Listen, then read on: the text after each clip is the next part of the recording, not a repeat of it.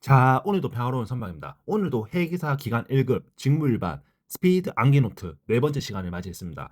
Just keep going입니다. 무조건 꾸준히 해야 됩니다. 자, 바로 시작해 보겠습니다. 첫 번째, 한국 성검의 CMS에서 다음 문항에 대한 설명. 기관장 검사가 인정되지 않는 디젤 주기관의 CMS 항목. 기관장 검사로 CMS가 인정되는 기관장의 자격 요건. 첫 번째는 기관장이 검사를 해도 인정받지 못하는 게 있어. 그게 뭔데? 크랭크축, 크랭크핀 베어링, 메인 베어링, 크랭크핀 볼트, 캠축 구동 장치이다. 자, 그러면 기관장 검사로 CMS가 인정되는 기관장의 자격 요건은 뭔데?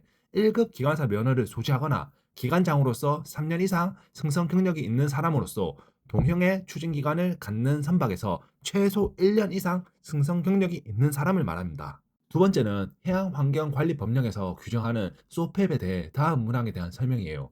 소팹에 포함되어 있는 내용이랑 연안국 목록의 최신화 주기예요. 첫 번째는 소팹에 포함되어 있는 내용. 와, 이거 정말 길어. 그래도 키포인트는 외워야 됩니다. 선박의 방제 조직에 관한 사항, 유출 사고 발생 시에 선박의 선장이 뭘 해야 되는데, 그리고 유출을 줄이기 위해서 선박의 선원은 뭘 해야 되는데, 그리고 선박의 주요 재원과 선체 구조 도면, 그리고 배관 장치 도면들, 각종 도면들, 그리고 선박의 선원에 대한 방제 교육 훈련에 관한 사항들, 유출 사고 발생 시 그 사실을 통보해야 되는 연안국 당사국의 기관 명칭 및 방제에 필요한 사항들, 그리고 기름 유출 사고 발생 시 육상에서 제공하는 전산화된 손상 보건성 및 잔존 강도에 대한 계산이 있어야 돼요. 자, 그러면 이 소팹은 최신화 주기는 3개월마다 최신화가 되어야 한다.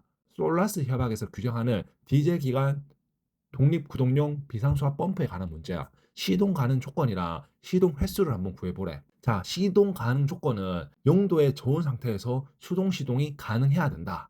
냉각수 또는 윤활유 계통의 전기 히터가 설치 가능하다.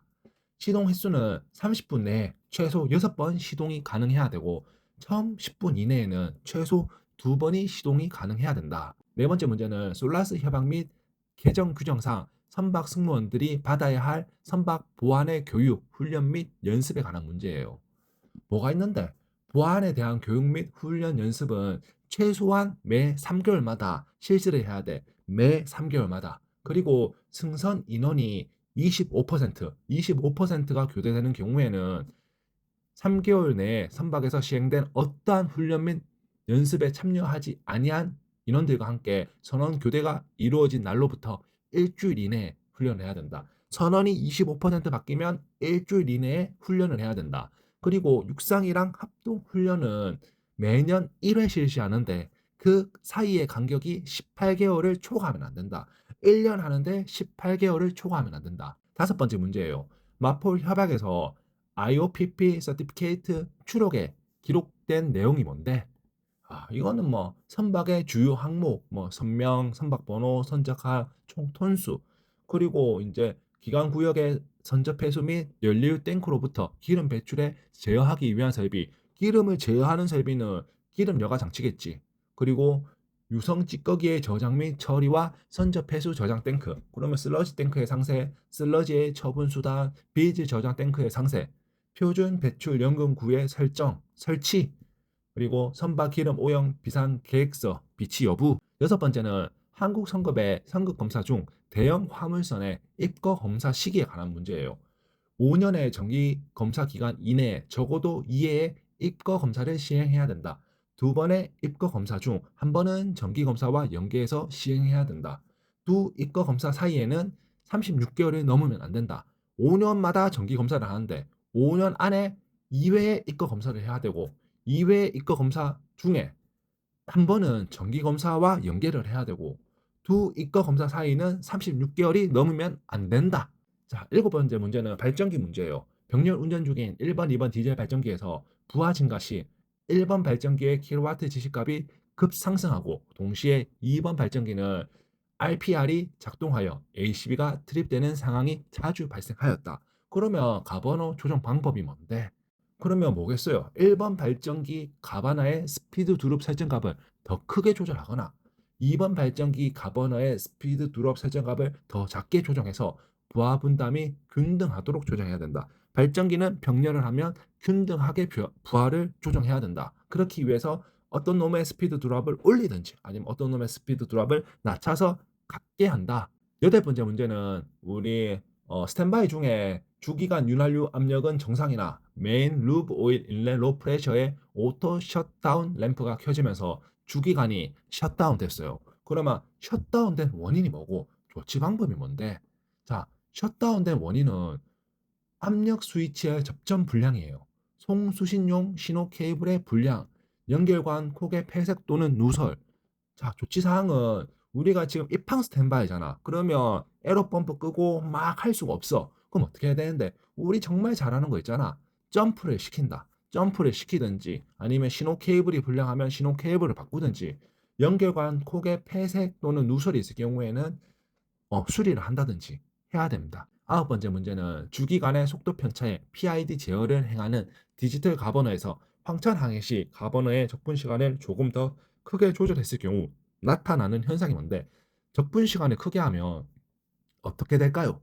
디지털 가버너의 적분 시간을 더 크게 조절하면 외란이 큰 황천 항해 시 주기관 연료 레크의 움직이는 폭이 더 작아지게 되어 안전하게 운항할 수 있다. 적분 시간을 크게 한다는 것은 이 민감도를 둔하게 만들어서 레크의 움직임을 더 작게 해서 안전하게 운항할 수 있게 한다. 자, 열 번째예요. 우리 RTS. 며칠 전에도 제가 RTS 스위치 테스트 하는 거 영상 한번 올렸어요. 이 기능이랑 작동 절차 한번 보겠습니다. 이 기능은 주 전원의 상실 없이 비상 배전반의 전력만 차단해서 비상 발전기 기동 및 비상 배전반 전원 공급 여부를 테스트하는 거예요. 그렇기 때문에 우리는 6개월마다 무조건 테스트를 해야 된다. 작동 절차는 테스트 스위치를 온하면 버스타이 ACB가 오픈해요. 어떤 버스타이 ACB? ESBD ACB가 오픈을 하고 비상발전기 엔진이 기동을 하고 그 다음에 비상발전기 ACB가 딱 붙어가지고 전압이 확인되고 먼저 전압이 확인하고 ACB가 클로즈되고 비상발전기 전력이 공급이 된다. 11번째 문제예요. 요 MLC에서 PSCO의 휴식시간 점검에 대비해서 본선의 사전 점검 사항이 뭔데 우리 PSC 와서 MLC 보면서 휴식 시간 보잖아. 자, 그러면 입출항, 연료 수급, 협수를 통과 시 초과 근무 기재 여부 누락을 하면 안 돼. 빨간색이 끄이더라도 누락을 하면 안 돼. 24시간 중 최소 휴식 시간은 10시간 이상 부여했는지 여부를 점검하고 10시간에 대해 2회 이상 분할하였는지도 확인을 한다. 분할된 휴식 시간은 한 번은 최소 6시간이 돼야 된다. 그 이유가 뭔데? 잠은 자야 될 거 아니가? 자, 12번째예요. 유윤활식 선미관 애프터실 관련된 문제예요. 정상 작동 시 넘버 3 S 실링 사이의 챔버에 미친 압력, 그리고 3번 실링이 손상되어 누유될 경우 조치 방법. 자, 여기 보면 그림도 딱 나와 있어. 1번 밸브가 열려 있으므로 스턴 튜브 윤활유 압력과 같다. 그래서 3번이랑 3번 S에는 윤활유가 들어가 있고 압력은 같다. 넘버 3 실링이 손상되었을 때는 어떻게 해야 되는데 1번 밸브를 잠그고 3번 스타보드 실링으로 계속 버텨야지 뭐 어찌하겠어. 그 다음에 토크 가가지고 뭐 수리를 한다든지 아니면 배를 띄워가지고 본딩 처리를 한다든지 그렇게 해야 됩니다. 13번째 문제. 대형 디젤 주기관이 어느 한 실린더에서 피스톤이 심한 손상으로 왕복 운동부를 분해하고 주의하여 감통 운전을 하고자 할 경우 해당 실린더의 조치사항. 이 감통 운전은 여러 가지 방법이 있어요. 지금처럼 치회를 하고 감통 운전을 해도 되고 치회를 하지 않고 감통 운전을 해도 되는데 여기는 치회를 했으니까 연료유 차단, 실린더유 차단, 배기 밸브 닫힘 상태로 유지, 시동 공기 밸브 차단, 피스톤 냉각유 차단 또는 피스톤 냉각수 차단, 가능한 경우 크로스 헤드 및 크로스핀 베어링 윤활유 공급 차단. 자, 14번째 문제예요. CII, 탄소 집약도 지수. 요거 관련된 문제예요. 탄소 집약도 계수는 온실가스 배출에 대한 운항 선박에 대한 조치로서 선박의 실제 연간 연료 소모량과 운항 거리를 기반으로 선박 효율성을 계산하고 해당 기간의 선박에 요구되는 CII 허용값에 대비 CII 달성값 정도에 따라서 A 등급부터 B, C, D, E까지 등급을 부여하고 있습니다. 그래서 기름 소모함에 따라 얼마만큼 많이 가는데 그게 CII입니다. 마지막 문제입니다. 항해 중 단독 운전 중 발전기에서 원동기는 정상적으로 운전되지만 ACB 트립으로 정전이 됐다. 정전 원인이랑 정전 시 자동화 선박에서 전원이 복구되는 절차가 뭔데? 원동기는 잘 돌고 있어. 근데 정기적인 문제로 ACB가 트립이 됐네? 자, 하이 앤 로우 볼테이지에 의한 트립, 하이 앤 로우 프리퀀시에 의한 트립, 오버 커런트에 대한 트립, 정기적인 문제예요. 자, 그러면 복구 절차는 뭔데? 우리가 정전이 발생되면 발전기, 스탠바이 발전기가 2대인 배도 있고 3대인 배도 있고 4대인 배도 있고 있어요. 그러면 예비 발전기가 순차적으로 돌아. 스탠바이 1번 발전기가 돌아서 ACB가 붙었어. 근데 또 떨어져. 그럼 2번, 3번, 4번 다 떨어져. 그럼 마지막에 다 떨어지면 비상 발전기가 뺑 돌아가 가지고 ACB를 딱 넣어요. 그러면 비상 발전기, 비상 전력만 붙는데 45초 이내야 돼요. 그렇기 때문에 발전기가 1대, 2대, 3대인 발전기를 가지고 있는 예비 발전기를 가지고 있는 것은 비상 발전기가 먼저 안 돌아. 먼저 예비 발전기가 돌고 안 되면 또다시 돌고 안 되면 또다시 안 되면 비상 발전기가 도는데 발전기 대수가 많다. 그러면 블랙아웃 되자마자 비상 발전기도 같이 돌아. 그 대신 ACB는 안 넣고 있어. 다 트립이 됐네. 메인 제너레이터가 그때 ACB를 붙여. 그 이유는 발전기 기다리다가 45초가 넘어가기 때문입니다. 오늘 이렇게 스피드 암기 노트 4번째 시간을 맞이했습니다.